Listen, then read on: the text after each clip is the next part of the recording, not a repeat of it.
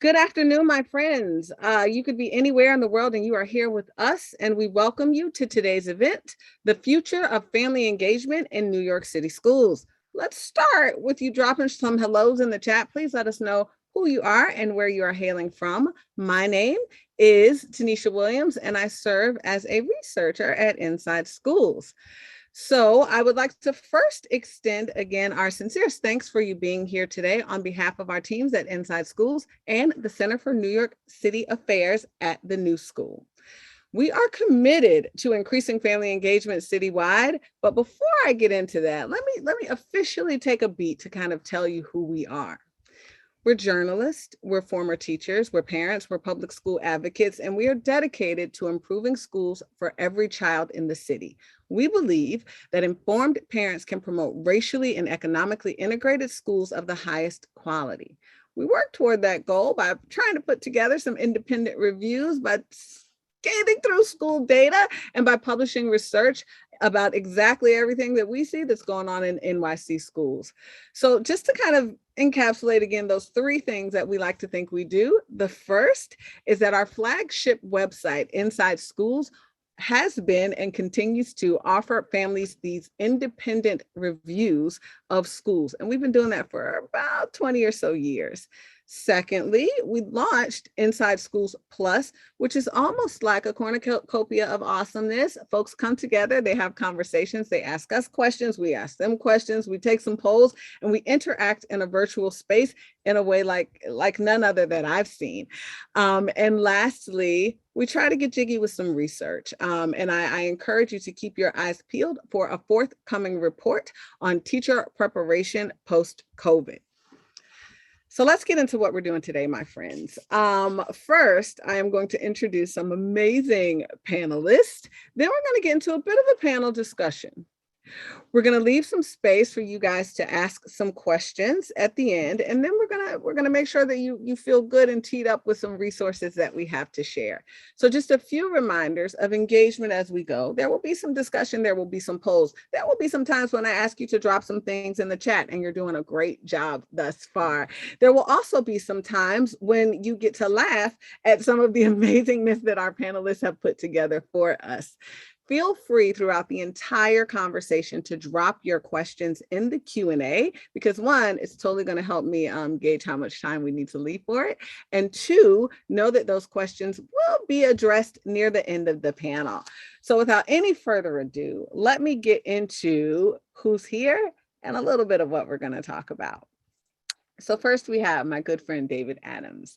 David is the Chief Executive Officer of the Urban Assembly. He started with UA in 2014 as the Director of Social Emotional Learning, where he created the Resilient Scholars Program, or RSP, a unique approach to integrating SEL into curriculum and classroom practices across the UA network. RSP has grown into a national program serving schools and districts in Los Angeles, Houston, Syracuse, and other cities. As a senior director of strategy, David led the expansion of the organization into a model provider of school support with an emphasis on innovation and equity in public education.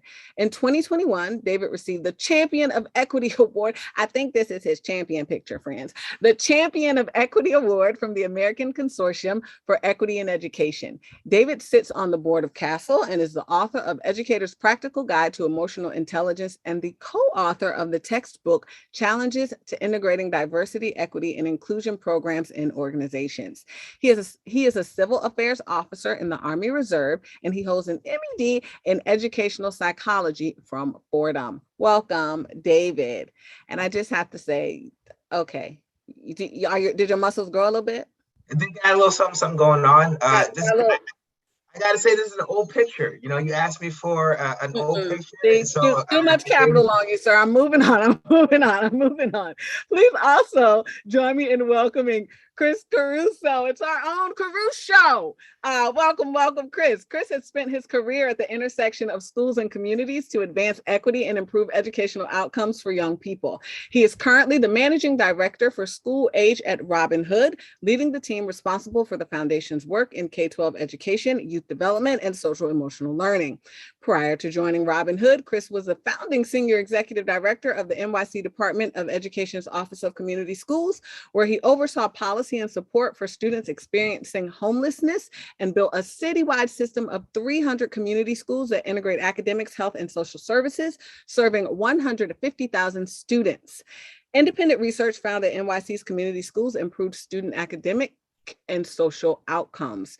Chris has degrees from Providence College and Columbia University and is an alumnus of Annie E. Casey Foundation's Children and Families Fellowship. Hey, Chris, hey, it's our very own Caruso, and your teeth came in. That's a great thing. We're happy that that happened for us. And moving on to my good friend Lori. Hey, Lori. Hey, I have to say, I think Lori, I feel like you scoured your photos to again find a best hair photo, and you encapsulate that with a Tasmanian Devil t-shirt. So while Lori's getting her camera in gear, I'm going to go ahead and read her bio. But Lori leads Include NYC's policy work on education and disabilities. There she is. She served as vice chair of NYC DOE's panel for education policy for 8 years in the previous administration. Prior to joining Include NYC 11 plus years ago, but you're only 12, or 18, 22. Okay. She taught general and special education in a variety of urban settings and has a master's degree in education from Brooklyn College. She is also the parent of a young son with intellectual disabilities who attends a District 75 program on the Lower East Side. Hey, Lori. Hey. Hey. And last but not least is my dear sweet friend, Kalris Salas-Ramirez. Hey, Kalris. I don't see you yet, but I'm sure you're coming. Another adorable baby here. So these babies grow up to be such amazing people. So we get to see from whence they came, and we're going to hear a little bit about where they are right now. So Kalris is a distinguished medical lecturer at the CUNY School of Medicine at the College of New York. She has a doctorate in neuroscience, and her research focuses on health disparities, public health, and behavioral development.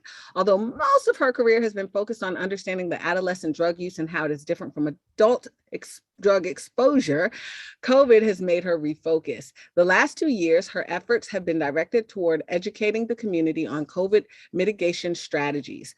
She is part of the People's CDC, a group of scientists, public health experts, and physicians, and community members that are trying to advocate for equitable policies in order to protect our most vulnerable citizens. Dr. Salas has 2 boys and is a member of the NYC School Board as a Manhattan Bureau President's appointee, and their priorities are centered on equity and public health in the education system of NYC. I still don't see her picture yet. Do we see her? Do y'all see her? Can y'all? Oh, there she is. There she is. I'm sorry. I just wanted to make sure you were here and accounted for, because you are an author. She is an author, a speaker, an anti-racist practitioner in education and healthcare. She is the former president of CEC4 and is a community organizer that elevates the voices of parents and students, a mother of 2 Afro-Latinx children in public schools. She is committed to centering equity in all spaces, dedicated to supporting democratic schools. Listen, we're at 12:10 and the people just now know who you are. So now you got to tell them something good. So without any further ado, my friends, my panelists, my amazing guests, let's jump in. We started by talking a little bit about what constitutes good family engagement. So I asked you guys ahead of time because I definitely wanted to visualize it for our parents. But just as a quick reminder, Kalris, you talked about building relationships. Chris, you talked about true family engagement happens when families are seen as essential partners in education and critical assets to student learning. You said a lot more, but it's a whole bunch. And then David, you said that good engagement is a result of shared ownership of student progress. And Lori, my friend, you again talked about that good engagement, and you said that schools and school districts consistently should connect with all parents in an inclusive, culturally responsive, and respectful way. Phew. So now that we got out all of what you guys said, tell us more. Dig into a little cross-talking conversation. What does this mean? Can you give some of these bullets a little more meaning for our audience? Don't all jump in at once. I tell you guys, we have one tight hour. We have a lot to do. So get in there, friends, get in there. I can jump in. Thanks so much for those great introductions. And it's such a pleasure to be with my fellow panelists today. I think I want to pick up on David's point about shared ownership, because I think that when I think about true family engagement, really good family engagement, it's around the common good of educating our children. And really acknowledging that both families and teachers and schools have equal roles in making that happen, and kind of the respect and the relationships on both sides. Yeah, I resonate with what Chris wrote as well, this notion of essential partners, right? The idea of a partner is a person who plays a complementary role in trying to achieve and to use Chris's point, the common good. I think a lot of times our schools see our parents either as enemies or advocates, right? Either as folks to beat or folks to leverage, folks to use, rather than folks to partner with. And it's just a very different mentality. It's a very different dynamic when our partners are our parents, and not just leverage points for when we need kids to do something. So I really agree with what Chris is saying there, and I'd love to hear what the other folks have to say on the panel, Lori and Kalris. Yeah, hi. So glad to be here. I love the introductions. And so just to piggyback off of what both David and Chris were saying, Christopher, so formal, when, the world of special education in New York City, sadly, is very litigious, meaning, lawyers are often involved, and there is a lot of additional tension and anxiety when families are with school staff members. And so, when families are seen as being equal and part of the decision-making process, there also is a sense of community that is built, and it's centered around the students. And, we often tell parents when they go into IEP meetings to start off with everyone agreeing that they have a shared agenda, which is what is in the best interest of the student, which kind of neutralizes some of that natural tension. Thanks so much for that. And Kalris, I don't know if I feel like you always got some mics to drop. I'm just looking at the chat, and I was one that very much centered all of this as trust building and belonging. I think it's really important because we are definitely living in a time where we're seeing a lot of blatant racist attacks on our communities of color that are predominantly served by our public school system. And so we need to also create a space along with other parents and leadership in the schools and teachers, one where we can all come together and recognize that we're all in it for the kids, but at the same time value who we are as individuals and honor those identities that we have, whether it be a child with an IEP or a Black parent or an Asian parent. Like, we're all experiencing so much in society. Just as we started today acknowledging what happened in Texas, all of us are carrying that. And so we need to create spaces where families can be vulnerable and say, we're struggling, and this community sustains us. And so it's really important for that trust to be built first, so that we can bring people into the work and have that wholehearted, unconditional commitment to the community in order to elevate the work that we need to do. When the kids feel safe and they feel loved and they feel joy, that's the optimal experience for learning, and take it from the neuroscientist. I love that. I think anything that neuroscientist says, I will listen to, because she be knowing. So thank you guys so much for that. Speaking of partnerships, speaking of the ways in which we should interact with one another. Now, one thing I guess I didn't warn my panelists of is that sometimes I just do what I want. And sometimes I add things and mix up questions, because I definitely have one eye on the chat. And Celia says that she would love for you guys to talk a little bit about trust. But what we kind of queued up were these perfect partnerships, or parts of perfect partnerships.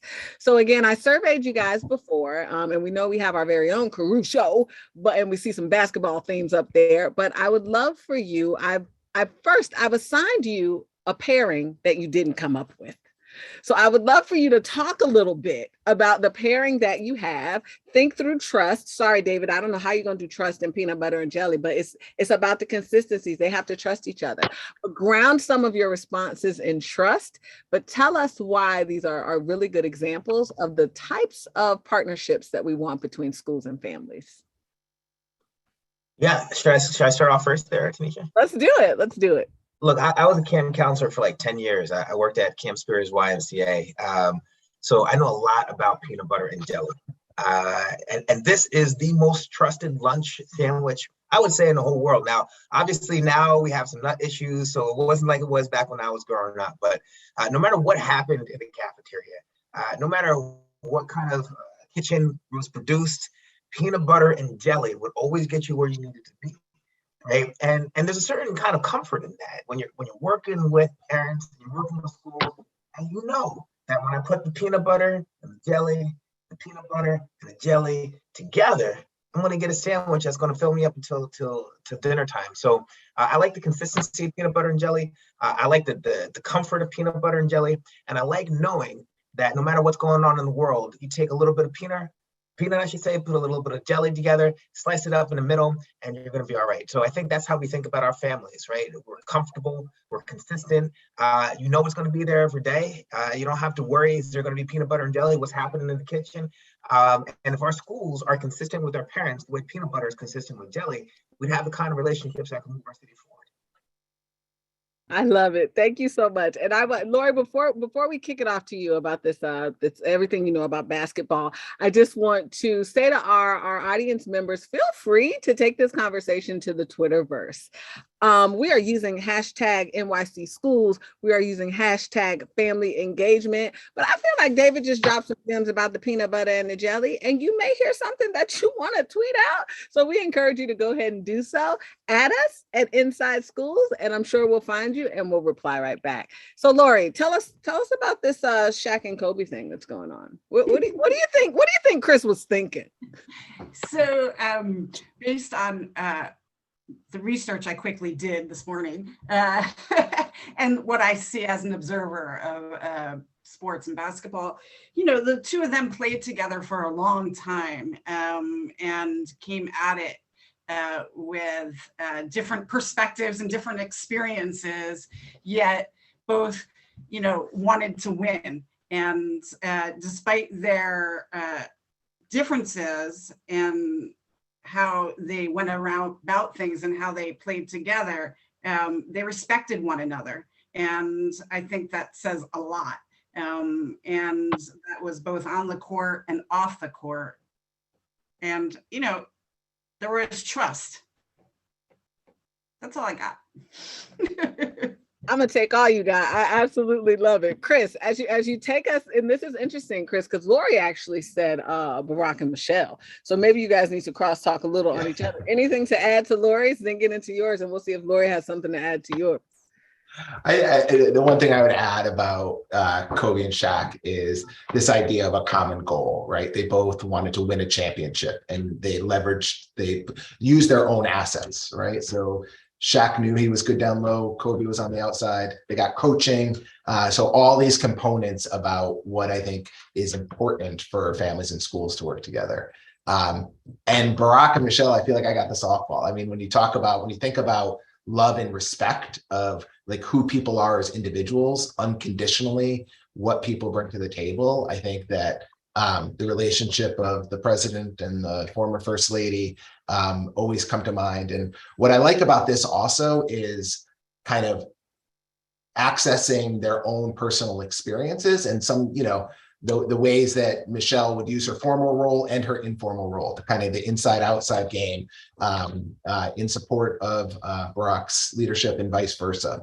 I think that, you know, you always had this sense that they believed in one another, that they trusted one another, and at the end of the day, that they were there for one another, which I think is important. Going back to what Kalris said about making sure that people feel a sense of belonging, that they're welcome, that they're respected, and that there's trust.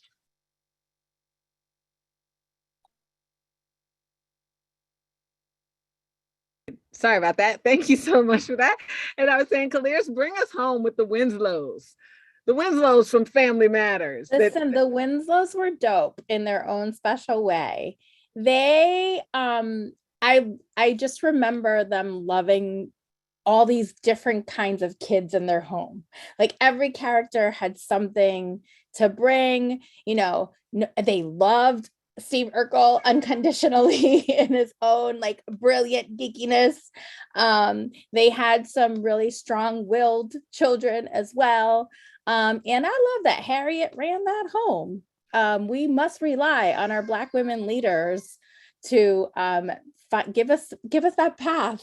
And so I think that that partnership of loving all of these different children and acknowledging their strengths is one of the best ways to have families, and to represent families for our communities. It was a partnership.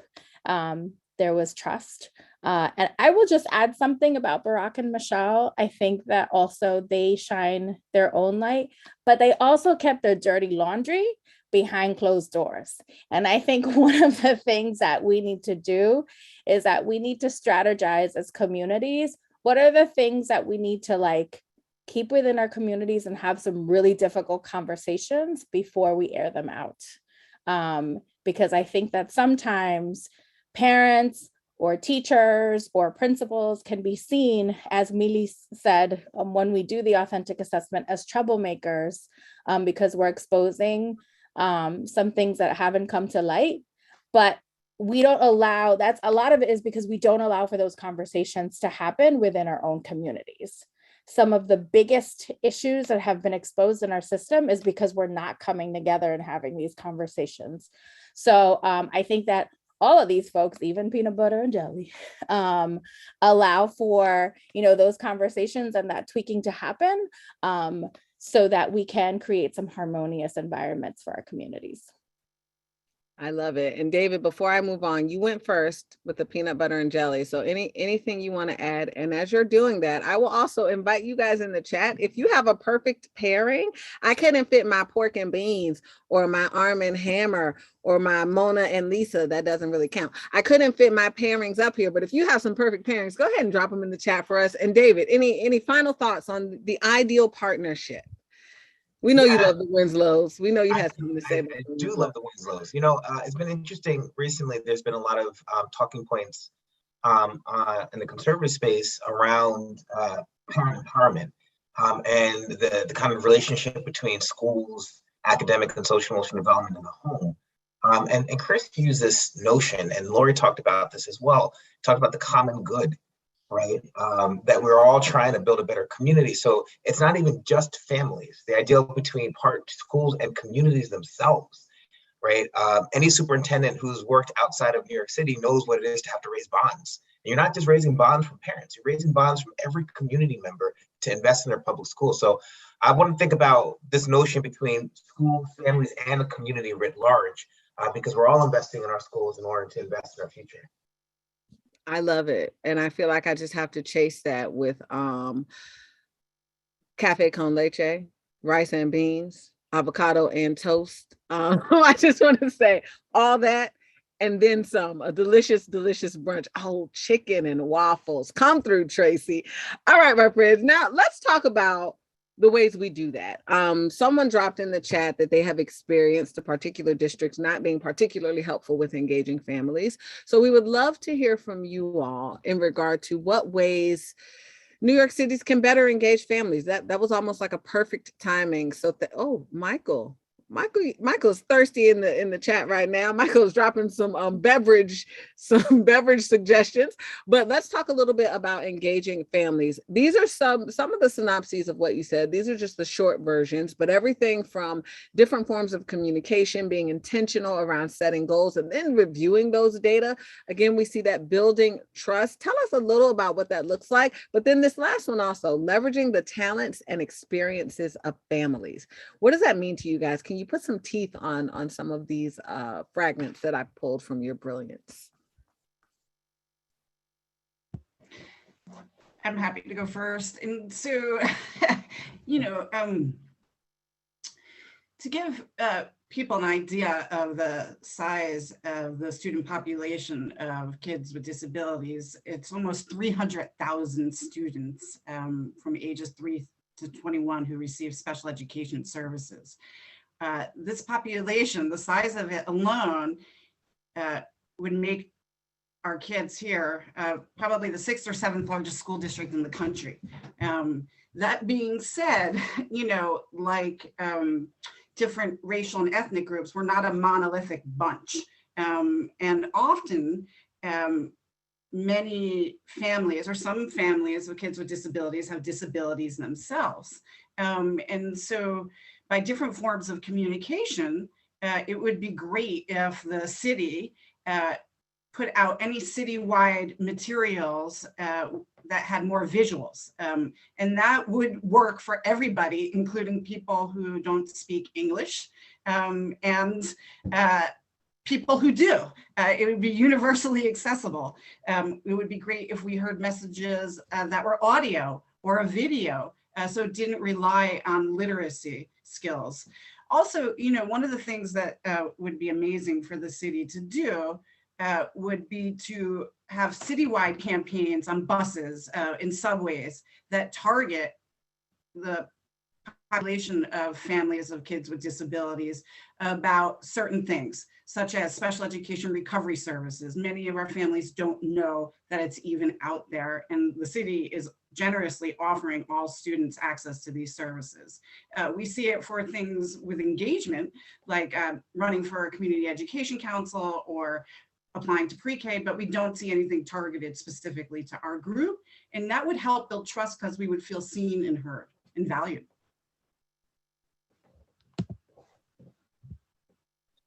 The one thing that strikes me about the things that my colleagues lifted up here is what's not on this list. I don't see PTA meetings. I don't see bake sales. Some of these like traditional and frankly tired conceptions of parents having to come into the school to sit for a meeting and having that be the measure of engagement. So I'm really grateful that the team here is looking at ways where what I see here is meeting families where they're at and real measures and evidence of direct partnership here. Right. So goal setting with families, how I interpret that is that together we are having a conversation on what success looks like for our students next year.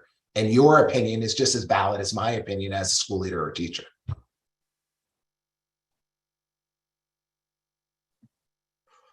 Yeah, I mean, I think that's a great point. And actually, we got some love in the chat for our UA Unison School principal page. So I just want to give her a shout out. One of our top family engagement schools in the Urban Assembly Network. Community school. Community school as well. Thank you, Chris. And this is really about, for me, what does it mean to be in partnership and relationship with folks? What does it feel like to want to work together in community to get something done? And ostensibly, to me, at the end of the day, you want to treat parents like you want to be treated.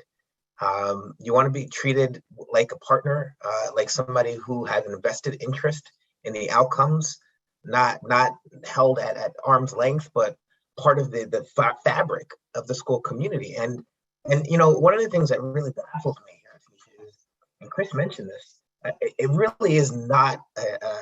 There's no real excuse that we had to have a whole pandemic to learn that going out to parents in PEP meetings or CEC meetings is the best way to engage them. The parents have been talking to us about this for a very long time. The technology has existed, but we insisted on bringing parents to the school as the only measure of engagement. And so for all the tragedy of the pandemic, one of the things that I think we've learned and continue to learn is we should go to the parents. We should go to our parents. They do care about our children. They are their children too. You know, and when we do that, the parents feel honored, they feel trust, they feel like they're part of the team, and then they're willing to move with us when we need to make decisions that may be hard on behalf of the community.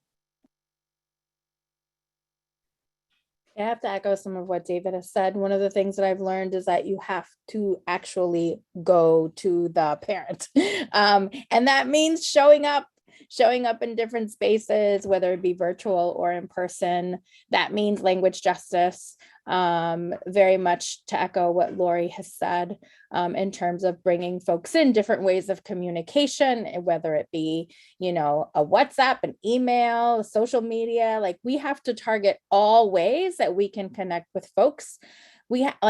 Just if I think about a school community, there's like tons of different age groups, new parents, older parents. I mean, it's not a monolith of parents.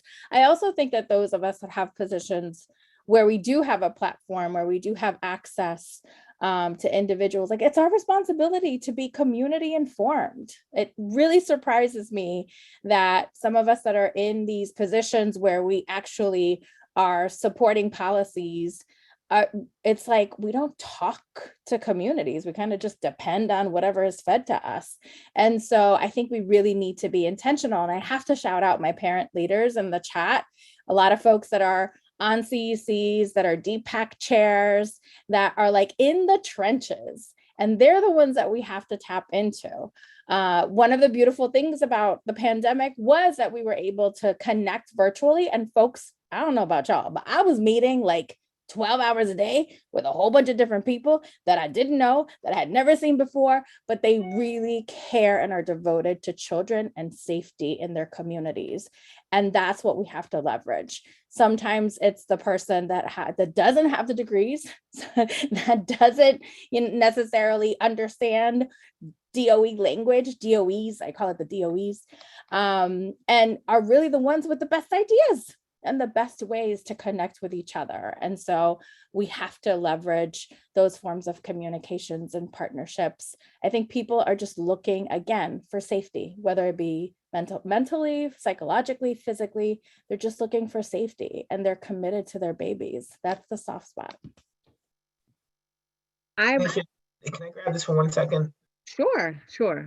I actually had spent 5 years, Laura had mentioned D75, in D75 as the social emotional learning coordinator. And one of the things that I was working really hard to do is that some of our schools who struggled, or some of the sites who struggled, had a habit of calling our parents in, and they would lose wages, and they would get really frustrated with the kids.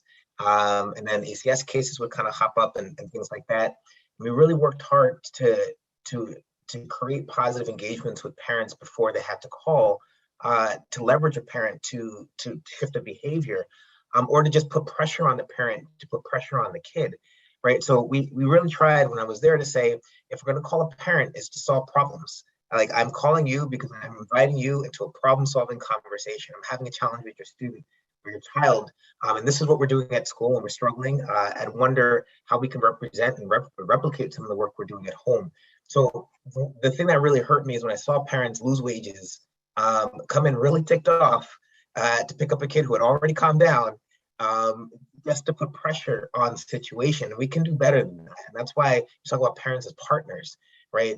Partners in what we're trying to solve, which is how to create the best learning environment for young people, not just taskmasters when we get upset. Yeah, thank you all so much for that. I feel like you have hit so many different themes and threads kind of directly on the head, but I also want to kind of elevate what I'm sensing as a bit of a through line in our chat with some folks who are a bit frustrated, right? They've spoken specifically about the roles of SLTs and CECs and PTAs, all the acronyms. And from the vantage point of a parent, when you feel like, and this is an unscripted question, friends, but from the vantage point of a parent, when you feel like your school or your district is falling short, you guys kind of talked a little bit about it in your responses, but I would love like just 30 seconds of like, if I'm a parent, no, for real, if I feel like NYC DOE has failed me, what should I do?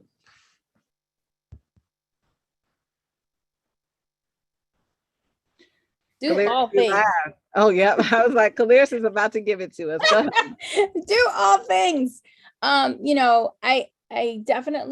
always do encourage folks to participate and engage with elected parents, whether it be in their own school, whether it be in the CEC. And now I am openly inviting all people to show up at the PEP, because we've really wanted to change that structure to be more community-led, community-driven, and to engage our constituents, because we're there to serve you and you are the stakeholders or the right holders. Yeah, vocabulary. So do all things, but also if those structures aren't working for you, there is no reason why you can't organize within your communities to create a focus group, to establish some other community group talk to your PTA, your PA, and say, we need this committee. There's no reason why you have to abide by these structures to get your voice heard. And if that's not working, go directly to the superintendent. Can I tell you, sometimes people are so intimidated by these district offices. And a lot of the times, once it gets to the superintendent, things happen, things shift. And so, yes, we're going through a superintendent hiring process, which is a completely different conversation, but look out for those characteristics as you're engaging in those town halls, as you're thinking about how you want your leaders to be, and hold them accountable. Accountability is so incredibly important. They're there to do a job. And if they cannot handle that job, then they shouldn't be there. I appreciate that. And we're gonna revisit this in a slightly different iteration. So if some of you guys had more things to say, we'll get in the next question.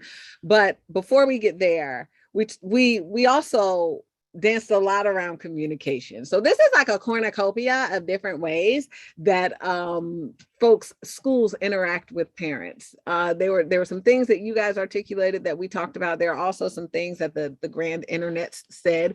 So just on communication specifically and tools that tend to make sense. First, my friends in the audience, I'd love to run a poll. So our very first poll is, which one of these tools or which of these tools would you say you're familiar with? Which ones do you use? Which ones work for you?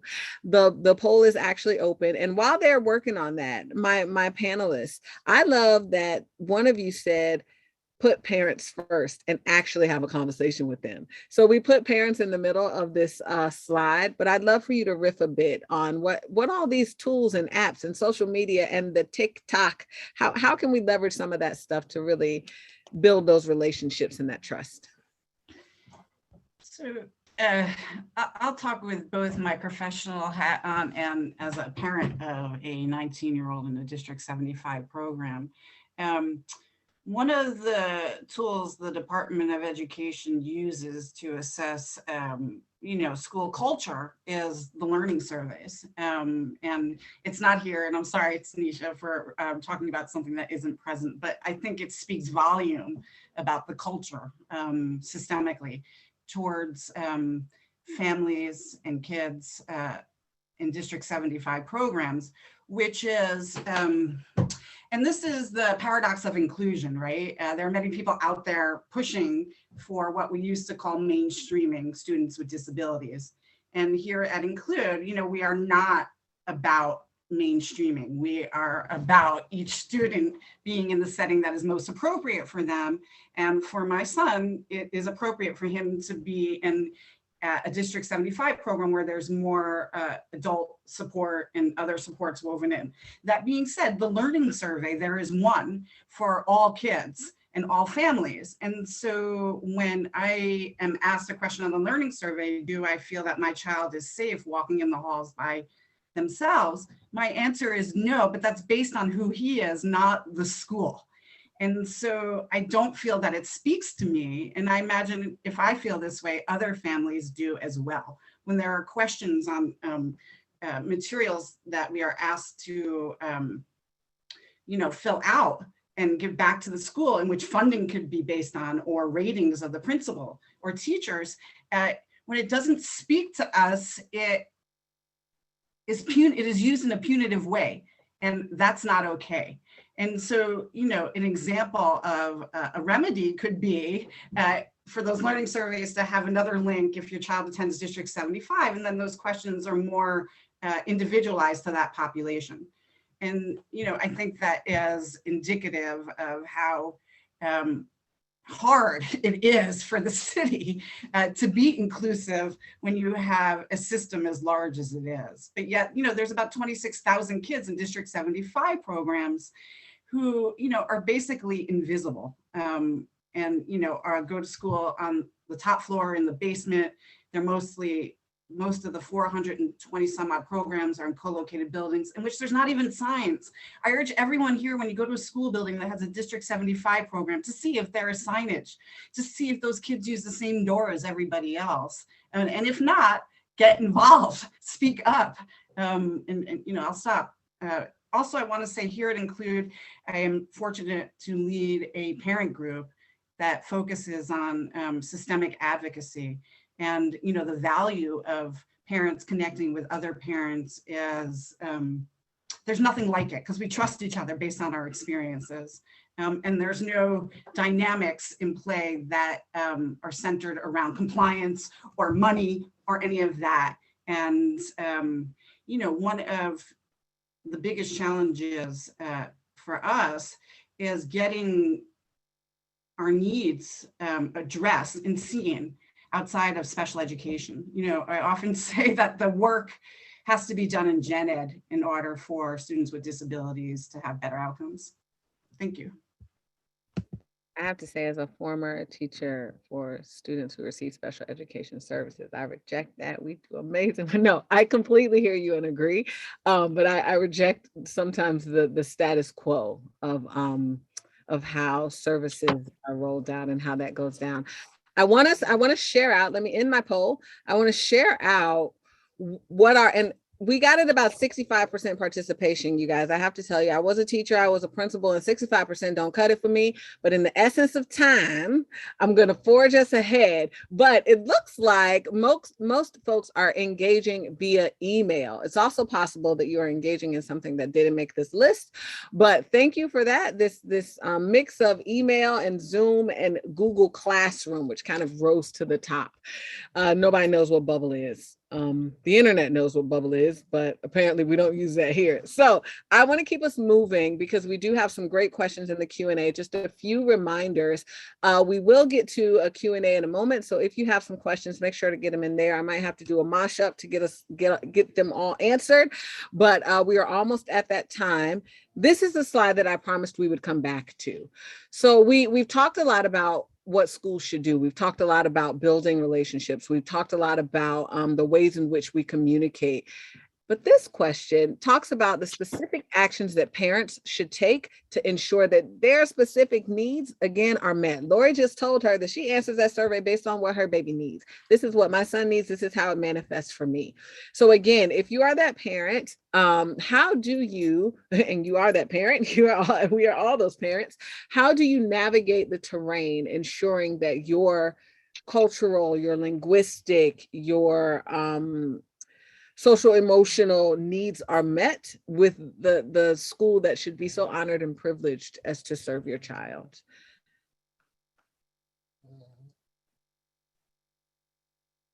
I can start here. As we come into the parent leadership space or engaged in our communities, of course, we all have, and it was said in one of the slides, we all have some talents and things that we bring to the table.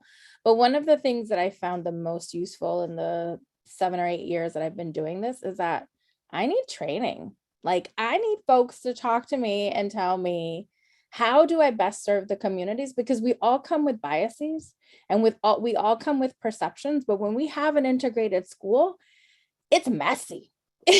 And sometimes we're not prepared for that. And so we don't always, if I don't have a child that has an IEP, which I do, but my child's IEP is not because of cognitive delays or different types of, learning difficulties. His is based on his emotionally disabled, like they're calling it now. And so that's a different need. I have a Black son. His experience in a school in Harlem is really different than a white child. And so, or an Asian child. So there's so many differences, and sometimes we can't necessarily offer that support So getting training, coming into spaces where you're being challenged, that's one of the reasons why I always include uncomfortable conversations. That is the best way to continue to grow and develop, and knowing when to fall back. I love me some parent leaderships and folks that want to do the work, but sometimes, y'all, we need to fall back, because community is about leveraging other people's talents and strengths. And we have to uplift those that have been marginalized, those that are vulnerable, empower them, commit to them. Because once we reach a space where there's equity, that's actually when we have excellence, not the other way around. Some people like to say it the other way around. That don't work. And so we just need to find that balance. And so when you create, here I go with the neuroscience, when you create that cognitive awareness, when you check yourself, that's when you're creating authentic partnerships and genuine family engagement. I think also, like, families and parents should be really clear on letting their teachers, their school community know who their kids are, right? I mean, that's what I heard Lori talking about. And a lot of teachers do a good job at this, right? Like, they invite parents to send them a note, like, tell me how your child thrives, what bugs them, what do they like? I would say if you're in a school where teachers are not doing that, be proactive. Send an email, send a note to your teacher saying, like, I want you to know who my kid is, because that's what's important to me. I think also just going back to, I think Kalris made the point early on about relationships. It's not just relationships with teachers. Get to know the staff in the office, get to know the social workers. Many of our schools have amazing community-based organizations there. Like, there are a lot of folks that are there to support your children. And the more you get to know who's in the building, the more likely you'll be able to access the supports that your kids will need and can benefit from, but also the more likely you'll be called on to give your opinion and to connect with others. Yeah, Tanisha, if I could hop on something Kalris said, integration is scary because integration is hard. It's a lot easier to condense folks into the lowest common denominator, and then not to have discussions about integration and how to differentiate school life.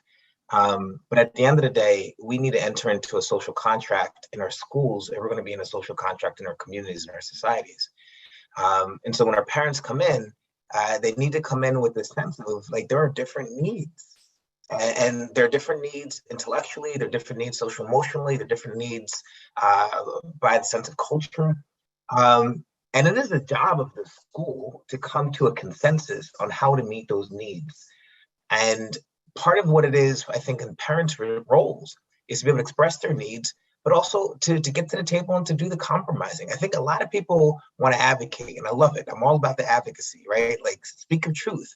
But there are other people who have the same truth or a different truth who believe it just as strongly as you do. And we got to come to some consensus in our schools on how we're going to do things. So I think what I would say is that we got to come to the table. We got to listen. We got to really listen and say, I understand. I believe in inclusion. I believe in mainstreaming. Actually, I understand. I believe in the least restrictive environment. I want to figure out how to get my kid into opportunities intellectually, but socially in different spaces. And our schools have a very difficult job to do. That is to take all these values, all these perspectives, all these diversity of opinions, and come up with a consensus. And that's hard, but that is what we have to do in our schools. We expect ourselves to do that in our society. I love it, you guys. And as typical of me, my time is not on my side. We have a chunk full of questions that we need to get through. We have panelists' top pick that I also want to share out. So I can give you 30 seconds, my friends. So you were asked if there was one thing every school could do to better communicate with families, what it would be. And we heard these 4 things: language justice, cut through the edge you speak, proactively reach out, and then make sure that you talk about race, class, ethnicity, disabilities, oppression, violence, language barrier. Listen, you know who that was. You know who said that. So my friends, 30 seconds as I launch yet another poll, because I didn't tell you guys, but my friends here are pretty competitive. So we're going to see which one you all liked the best. But 30 seconds to talk through your top pick that you suggested while folks vote. Language justice, who's up first? You forgot what you said? I feel like I said all of these. I don't remember. Language justice, definitely important. Can't forget our multilingual learners and our multilingual families. We serve a lot of communities that I think that ties with the EduSpeak, and I think that ties into all the other conversations we need to have. So, but critical, that's been one of the biggest concerns that I've heard from families, is bringing different constituents in, that they just don't understand what the heck we're talking about, whether it be because we use too many acronyms, or whether it be it's not in the native language, and we don't create spaces for people to also communicate with us in their native language. You know what? I love my friends. They do not follow instructions. They don't remember what they said. That was longer than 30 seconds, but Kalris tied them all together. I'm going to stop the poll so that I can give us a winner. Oh, 10 more seconds. All right. And our winner was, Kalris did not say this, but she thinks she did. Cut through EduSpeak and speak like a human. I do definitely think that there were some parts of all of those in the answers. So let's get to our Q&A. My friends, I have not forgotten who you are and giving you an opportunity to make sure folks know how to connect you. But let's see if we could take 5 minutes to tackle some of the things that are in the Q&A so that we can give the people what they've asked for. James says, why is it that we're not promoting school leadership teams? So what are your thoughts around school leadership teams? But I also want to combine this with a second question that James asks. Well, it's a statement, a claim that James makes around school leadership teams having the authority to create comprehensive education plans and advise in developing a school budget. So talk to us a little bit about maybe the underuse or overuse, or the role and place of those SLTs, because I feel like people want to hear a little more on your thoughts on their usefulness. How about I frame it that way? Well, let me hop in real quick on this. Tanisha, I think in urban assembly schools across our network, school leadership teams are an important aspect of school governance and school functioning. I think not every school has the same amount of emphasis. And what we need to do, to your point, or to the questioner's point here, is make sure that the principal understands the role that school leadership teams can play. The other thing I'll say briefly on this is, when we're looking at this, what parents are participating matters. And sometimes we all don't have the time. Actually, I had to go to my school concert today in the middle of the day, and I was pretty annoyed by that. But not everybody has the time to just take off and do those things. So what I would say on those SLT teams is, one, they are an important part of school governance. But two, trying to find out the way to get some diversity of experience on those teams is important, because the people who are available are not always the people who are reflective of the community that they're serving. So I'll leave it to other panelists to speak more. I think just in the essence of time, we got one good shot for the question. So that was it, Boo. And I appreciate it. Mari asked how we guard against parent alienation and support those dealing with themes such as domestic violence in our school system. So anyone open for tackling that one? I'd say, part of this goes back to meeting parents where they're at, right? And so, look, 100,000 kids in our school system are housing unstable, right? So this idea that every kid is coming from the apartment to the school every day is just not the reality that principals and teachers face. And so, it's really important for school leaders, social workers, community partners to know who their children are and to be proactive and meeting parents where they're at, whether it's at the shelter, at the neighbor's house, where they're doubled up, whatever it might be. We have to meet parents where they're at. I love it. And I am going to thank you so much for that. I'm going to combine Kathy and Ari. Shout out to Ari. Hey, boo, hey. Their questions together. Kathy asked, how do you support us in the trenches to drive engagement? And Ari says, well, what can I really do to help mold policy at DOE? I'm trying to do what I do. How can we support folks in the trenches to kind of activate more parents? And then maybe how can we activate those parents to impact policy?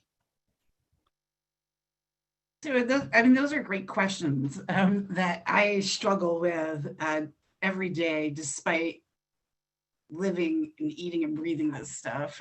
Somebody help me if I'm still here in 10 years. But all kidding aside, you know, and this is really hard work, which is, I often tell myself to keep my eye on the prize. And like the great Muhammad Ali said, float like a butterfly, sting like a bee. And I mean that in the way where, you know, it's not always about quantity, it's about quality. Because otherwise I'll just cry every day in terms of, you know, the disconnect between people involved in the need. You know, like we've mentioned, many families have other competing priorities. And, you know, we have to recognize that. And so that being said, I think taking the lens of organizing parents and investing and sharing information on how change can happen is just as valuable as the number of people who show up. So for example, you know, how can we access people with authority? Who are those people? Who are the gatekeepers? You know, often it's about relationship building. Often it's about communication skills. And, you know, not getting weighed down by people who are ideological. That is one of the strategies that I have kept on the forefront, because that's not real life. Life is messy. And, you know, that speaks to so many other things that came up. I'll stop because we don't have much time left. But to be in it for the long haul, and sometimes it's best to not speak all the time, so you could be heard louder. I love it. And I'm actually going to take, back when I was a principal, I used to call it principal privilege. I'm just going to take the principal privilege and say, we are going to extend about 5 minutes. If you have a hard stop at 1 o'clock, I will take this opportunity to thank you for joining us right now. But I have one more question. And then I want to let you guys know where you can find these, the work of these amazing panelists. So that's kind of what we got left. And I'm thinking I'm going to take us until 1:05, and I appreciate your grace with the extension of time. And thank you for that, Lori. Lori, I love how you're like, I'm going to stop, but then you say like one more thing. Can't nobody put that baby in a corner. She said what she said, y'all. She said what she said. So Eve says, Eve had an issue with this 5th grade, with the 5th grade teacher. And ultimately Eve says, what in the world should parents do when you have this like tension or this refusal for folks to engage? I'll take a little bit of this if you don't mind. This is the question of culture of the school. If we're at a place where teachers are referring to contractual language, we've missed the boat. We have missed the boat. We are on the same team here. We want our children to be successful. And when we're not engaging with their parents in ways that build trust, then we're missing a piece of that component. So, you know, I really apologize to Eve, I think her name was, for that experience. It is not an experience that should be the one that you have when you're trying to engage with your school about your children. So if it was an urban assembly school, please let me know. But I apologize for that experience, because I think we want our children to do well. And when we get down into contracts and union language, we've already missed the boat in terms of working in partnership. So I want to take an opportunity. I know that there are some raised hands, and I encourage you to drop your question in the chat, because we're actually going to save this chat and we are going to have a heck of a follow-up email. But before we go, we're right at 1 o'clock. So now you guys have 1 minute or 30 seconds really to just tell us about some of the work that you do. Not some, you got 30 seconds, friends. So just tell us where we can find you. Tell us where we can find your amazing work. And as you do that, I'm going to go through the superlatives that I've come up with you. Kalris, my love, today you are the winner of the best beat face. So 30 seconds, friend, let us know. I can't play poker ever. And listen, I started as a parent that received a limited access letter because I was trying to get a principal that wasn't a good fit for my school, to being an appointee on the panel for educational policy. And so it's taken about 8 years, but for me, it's about family and engagement. I try to engage all stakeholders, superintendents, teachers, parents, students. And so that's what we're here for. I dropped my email in the chat. If you're in Manhattan, I'm down to ride. Send me an email. I will get to you wherever you are. Thank you. She is a ride or die, my friends. Lori, my love, you are winner. I mean, it goes without saying, hands down, best hair. Best hair back then with the Tasmanian Devil, best hair now. Lori, thank you for being winner of the best hair. What you got for us? So here at Include, we help families for free, one-on-one through our helpline. If you go to our website, includenyc.org, you can find that information. You can fill out a form online. We use WhatsApp. We speak many different languages. We also work with schools to support kids with disabilities. We have workshops. We have community events. In 2 weeks, we are having an outdoors for autism event in person, our first in-person family gig since the pandemic. Super excited. We just had a symposium about relationship building for young people with disabilities. We also have webinars, social media, and if you don't get it, I recommend everybody sign up for our weekly email that has a lot of policy news and resources and events that we do and outside. Hearing Queer, and I will put my email here if anybody wants to reach out. We're here. I love it. Thank you. Thank you. And Chris, I mean, I went back and forth, but I feel like more than anything, you have landed with the world's best smile today. Come on, Chris, the Kalris Show. Come on, my Kalris Show. So Chris, tell them what you're doing and where they can find your work. Thank you so much. And to my fellow panelists, great being with you today. So I am at Robin Hood. We are an anti-poverty organization that fund incredibly powerful community organizations and schools around the city. Put a couple of the logos of some of our partners, Dream, KIP, Power My Learning. They're all doing great work in the family engagement space. Shout out to Urban Assembly too, which is one of our partners. I've been in this work for a long time, having served on the CEC in District 27, having worked in the Department of Education, and having worked in community-based organizations. And I just have to say that parents have a voice, families and communities have a voice, and it's up to the system, the DOE, the schools, to do a better job at listening and really being proactive and seeking that. And just one other thing, like this does not, I appreciate David keep kind of bring us back to broader community. The picture in the middle here is one of MS 331.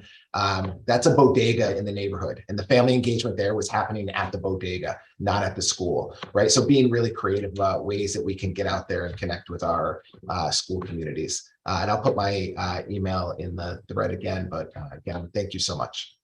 Thank you. And last but not least, David, today, sir, you win the Most Developed Muscles Award. So we want to thank you for your Wheaties and thank you for lifting things to get some stuff happening from. I'm putting them back down. You got to lift them up and put them back down. That's the game. Yeah, CEO of Urban Assembly. We are a network of 23 unscreened schools here in New York City, where we focus on the economic and social mobility of our young people by improving public education. So you can find our schools in Brooklyn and Manhattan and Queens. And you can find our schools because they're unscreened and open for all kids. And you can find our schools because they're academically rigorous, social emotionally supportive, and engaged in community development. So we want kids to graduate college, career, and community development, or college, career, and community ready, excuse me. And if you go to an Urban Assembly school, go to Urban Assembly website, you'll find a school that matches that idea. So thank you so much to our fellow panelists. Thank you to Chris and Robin Hood for your support. Thank you to Lauren for your support in terms of District 75. And thank you to Kalris for your support in terms of engaging our community and lifting up our education system. All right, my friends, I too want to jump on the gratitude and thanks bandwagon. I will say thank you all. Again, you could be anywhere in the world and you are here with us for an extra 5 minutes. So thank you to my panelists for taking time out to share your brilliance and share some resources and share the work that you're doing. Thank you for all of the folks that you see, but then all of the folks that you don't see. So shout out to Tom, shout out to Leidy, shout out to Laura, shout out to Gigi, shout out to Nicole, and all of my friends and family at the Inside School staff who are tweeting and working through documents and reading chat and being responsive. Until next time, my friends, you can find us at insideschools.org. You can also find us on Twitter, and you can feel free to reach out and contact us. Until the next time, we will see you in the universe. Bye-bye.